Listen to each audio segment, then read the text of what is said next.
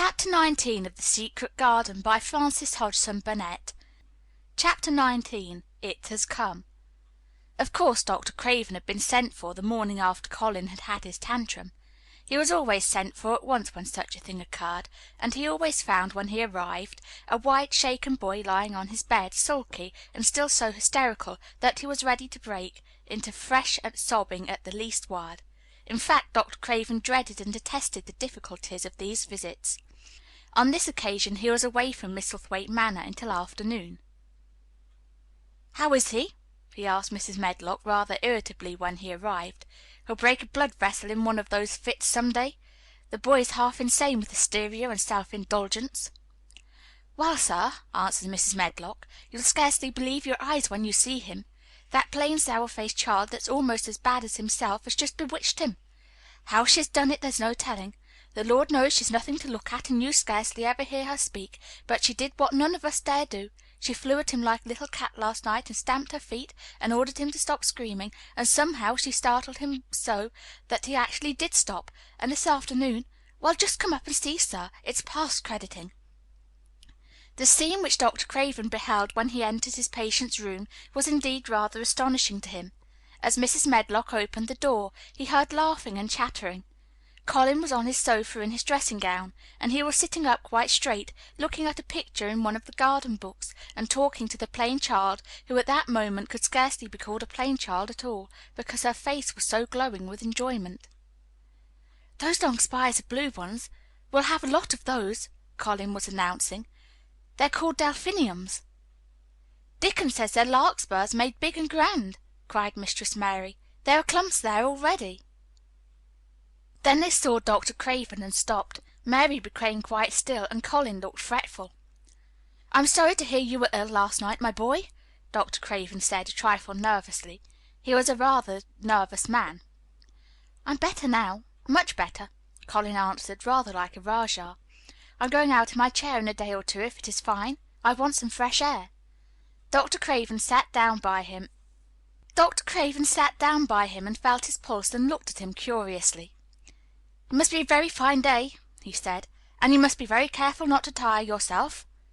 "Fresh air won't tire me," said the young rajah. As there had been occasions when this same young gentleman had shrieked aloud with rage and had insisted that fresh air would give him cold and kill him, it is not to be wondered that his doctor felt somewhat startled. "I thought you did not like fresh air," he said. "I don't when I am by myself," replied the rajah, "but my cousin is going out with me." "And the nurse, of course?" suggested Dr. Craven. "No, I will not have the nurse," so magnificently that Mary could not help remembering how the young native prince had looked, with his diamonds and emeralds and pearls stuck all over him, and the great rubies on a small dark hand he had waved to command his servants to approach with salaams and receive his orders. "My cousin knows how to take care of me. I am always better when she is with me. She made me better last night. A very strong boy I know will push my carriage." Dr. Craven felt rather alarmed. If this tiresome, hysterical boy should chance to get well, he himself would lose all chance of inheriting Misselthwaite. But he was not an unscrupulous man, though he was a weak one, and he did not intend to let him run into actual danger. "He must be a strong boy and a steady boy," he said, "and I must know something about him. Who is he? What is his name?"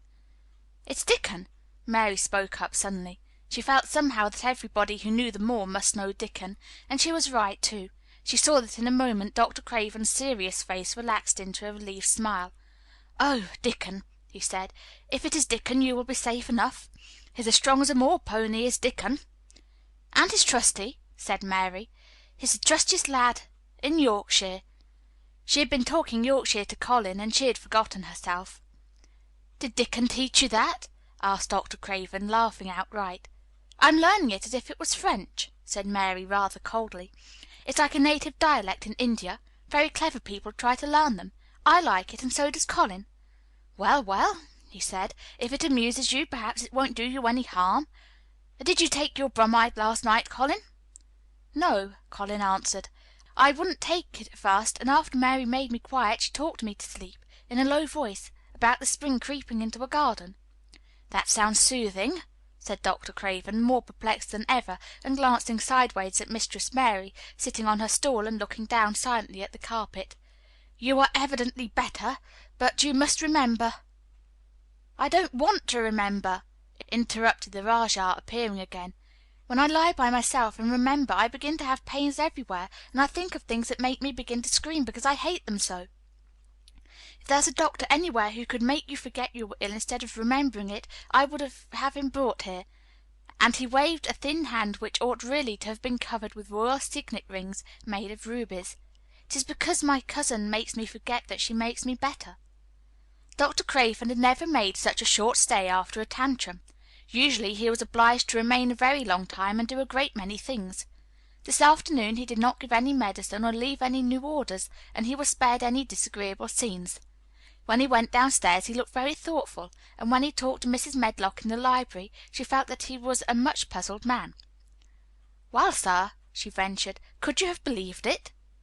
"It is certainly a new state of affairs," said the doctor, "and there's no denying it is better than the old one." "I believe Susan Sowerby's right, I do that," said Mrs. Medlock. "I stopped in her cottage on my way to Thwaite yesterday and had a bit of a talk with her, and she says to me, 'Well, Sarah Ann, she mayn't be a good child and she mayn't be a pretty one, but she's a child and children need children.' We went to school together, Susan Sowerby and me." "She's the best sick nurse I know," said Dr. Craven. "When I find her in a cottage I know the chances are that I shall save my patient." Mrs. Medlock smiled. She was fond of Susan Sowerby. "She's got a way with her, has Susan," she went on quite volubly. "I've been thinking all morning of one thing she said yesterday. She says, 'Once when I was giving the children a bit of a preach after they had been fighting, I says to them all, when I was at school my geography told us the world was shaped like an orange, and I found out before I was 10 that the whole orange doesn't belong to nobody. No one owns more than his bit of a quarter, and there's times it seems like there's not enough quarters to go around. But don't you, none of you, think as you own the whole orange, or you'll find out you're mistaken, and you won't find it out without hard knocks. What children learns from children,' she says, 'is that there's no sense in grabbing at the whole orange peel and all.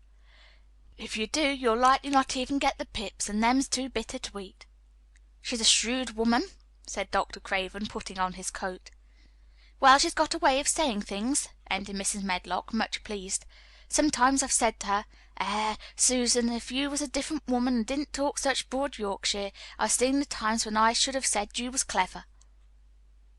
That night Colin slept without once awakening, and when he opened his eyes in the morning he lay still and smiled without knowing it, smiled because he felt so curiously comfortable.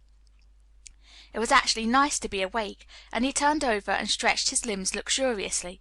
He felt as if tight strings which had held him had loosened themselves and let go. He did not know that Dr. Craven would have said that his nerves had relaxed and rested themselves. Instead of lying and staring at the wall and wishing he had not awakened, his mind was full of the plans he and Mary had made yesterday, of pictures of the garden, and of Dickon and his wild creatures. It was so nice to have things to think about, and he had not been awake more than 10 minutes when he heard feet running along the corridor, and Mary was at the door. The next minute she was in the room and had run across to his bed, bringing with her a waft of fresh air full of the scent of the morning. "You've been out! You've been out! There's that nice smell of leaves!" he cried. She had been running, and her hair was loose and blown, and she was bright with the air and pink cheeked, though he could not see it.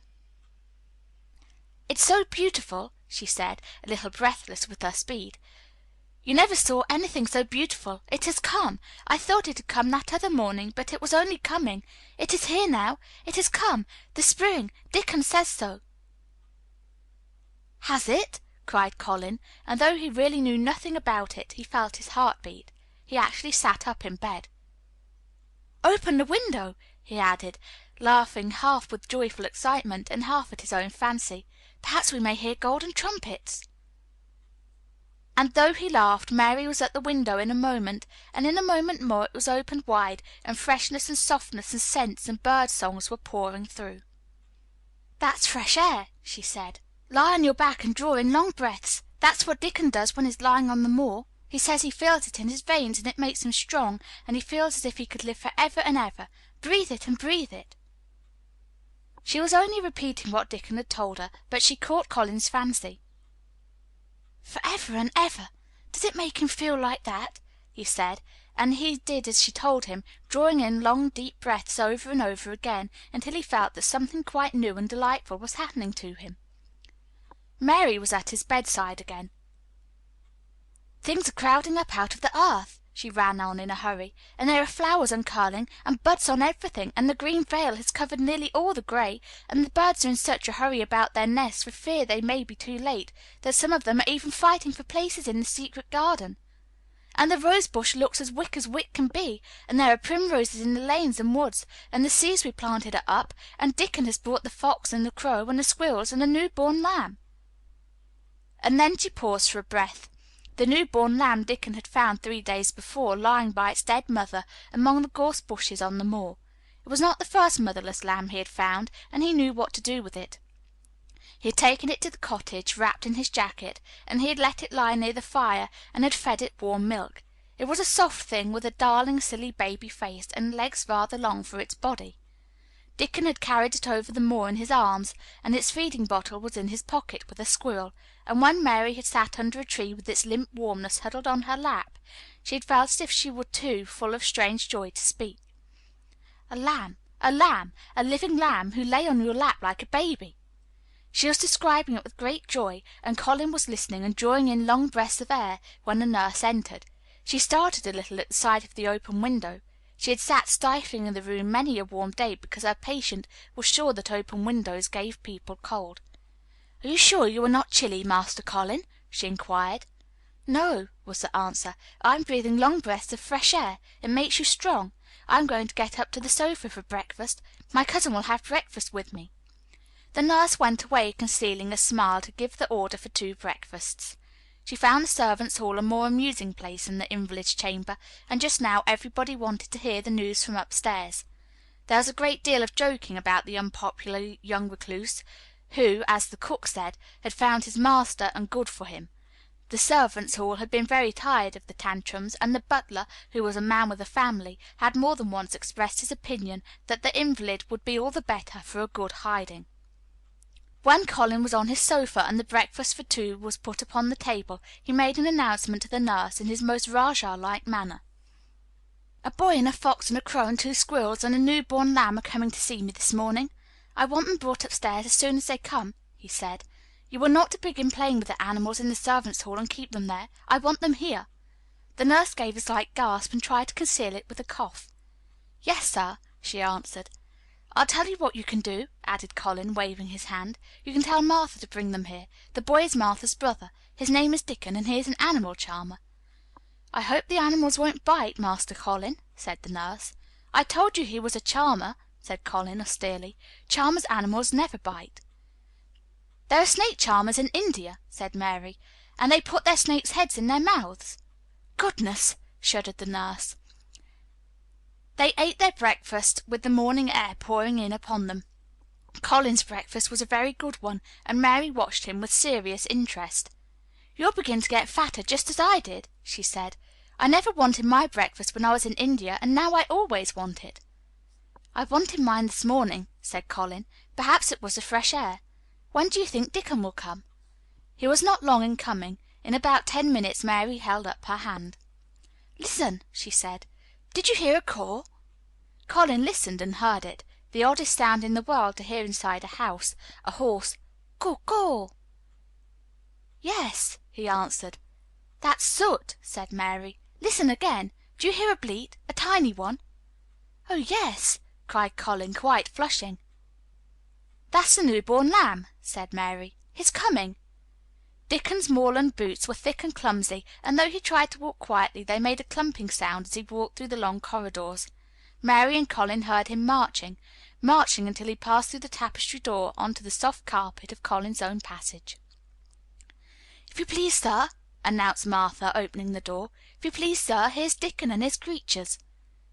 Dickon came in smiling his nicest wide smile. The new-born lamb was in his arms, and the little red fox trotted by his side. Nut sat on his left shoulder, and Soot on his right, and Shell's head and paws peeped out of his coat pocket. Colin slowly sat up and stared, as he had stared when he first saw Mary. But this was a stare of wonder and delight. The truth was that in spite of all he had heard, he had not in the least understood what this boy would be like, and that his fox and his crow and his squirrels and his lamb were so near to him and his friendliness that they seemed almost to be a part of himself. Colin had never talked to a boy in his life, and he was so overwhelmed by his own pleasure and curiosity that he did not even think of speaking. But Dickon did not feel the least shy or awkward. He had not felt embarrassed because the crow had not known his language and had only stared and had not spoken to him the first time they met. Creatures were always like that until they found out about you. He walked over to Colin's sofa and put the newborn lamb quietly on his lap, and immediately the little creature turned to the warm velvet dressing gown and began to nuzzle and nuzzle into its folds and butt its tight curled head with soft impatience against his side. Of course no boy could have helped speaking then. "What is it doing?" cried Colin. "What does it want?" "It wants its mother," said Dickon, smiling more and more. "I brought it to thee a bit hungry because I knowed they'd like to see it feed." He knelt down by the sofa and took a feeding bottle from his pocket.